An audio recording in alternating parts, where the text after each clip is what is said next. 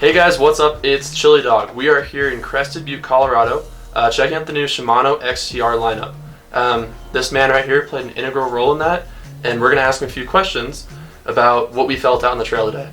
So, you want to tell us a little bit about what you do at Shimano? Cool. Yeah, my name is Nick Murdick. I'm the mountain bike product manager at Shimano North America.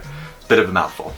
So I work on the global product development team, which is myself and my counterparts in Europe, and then the product planning and R&D and new technology departments in Japan. So we kind of choose the specs, and then the R&D guys make it.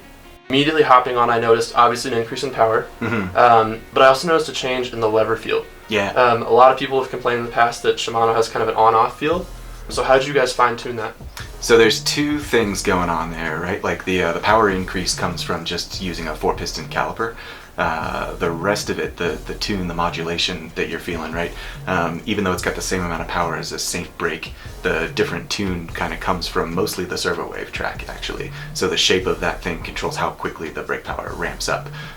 The smoothness, actually, I don't know that we've even really mentioned this in any of the press releases or anything, but we threw a bearing inside of there, so that actually helps a lot. The brake pads start moving towards the rotor really, really quickly in the beginning, but they would have very little power. About the time that they hit the rotor, that's when the power starts ramping way up, but the brake pads move very, very slowly. So the difference between Saint and XTR is kind of like they're going to be very similar in the beginning, where you're not going to feel it because the pads aren't touching the rotor, but it's really kind of smoothing out once the curve starts to ramp up. Like, we can kind of play with the shape of it in the meat of the curve, really. We all decided that we wanted to refocus XTR on being a race group again, and then that kind of became a guiding principle, where if it's gonna be a group specifically made for racers and targeting enduro racers and cross-country racers, then that means that you need to get athletes involved earlier on. I was also really impressed with the attention to detail and the ergonomics and the adjustability of the levers,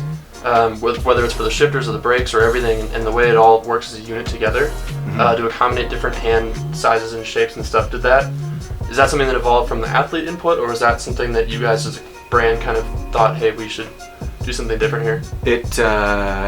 It was kind of both, and there were separate projects that were going on at the same time.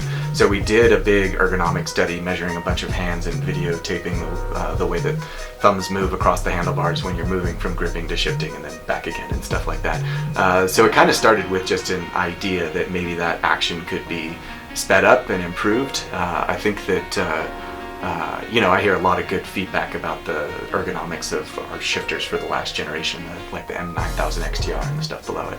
I really like that stuff. So it, of course, it makes you really nervous to depart from that at all. But if there's an opportunity for improvement, then we kind of went down that road of investigating it. And we made a lot of shifters that were horrible, to be quite frank.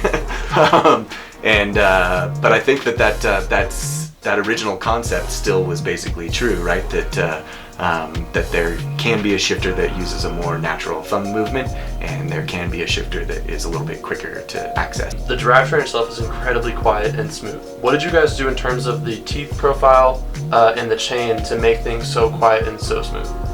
Most of it is with the inner link plate of the chain, the narrower plates, being extended a bit so they stick out past the roller on the other side into the open space where that would be just between the outer link plates normally, right? So what that does is it keeps the chain steadier, keeps it from wiggling from side to side, and it's a lot of that change is on the front chainring, where the fat teeth are actually cut out a little bit on the corners, so that those extended inner link plates are touching every single tooth on the chain. I noticed that when you're shifting into a harder gear, it's way quieter than normal. Right. You don't get that clunk, clunk, clunk. It's much more of a thunk, or yeah. I don't know how to put it into a sound, but it's definitely right. a lot smoother. It's more like an upshift, where it's a gentle glide where there's power going to both gears. Yeah, I don't know that there's a term that we can find that's better than gliding to the next gear instead of jumping to the next gear. I mean, that was the original concept of Hyperglide back in the 80s, was they used a computer,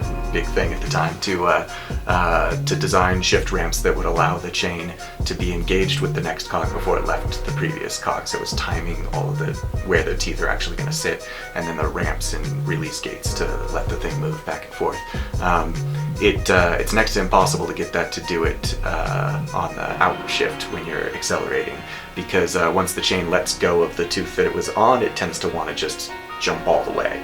So you kind of have to make the thing hold on to the previous gear just a little bit. That's actually a good thing, though. It kind of sounds like it's a slower shift, but it means that your power can transfer to the next cog much sooner. Like, you can kind of picture that the chain is pulling on really just the front couple of teeth, and so during a shift to a smaller cog, before you would be pulling on teeth way further back, and then the chain would jump down, and then all of your weight, your energy would start pulling on the front teeth again, and so there's this real big jerk of the bike.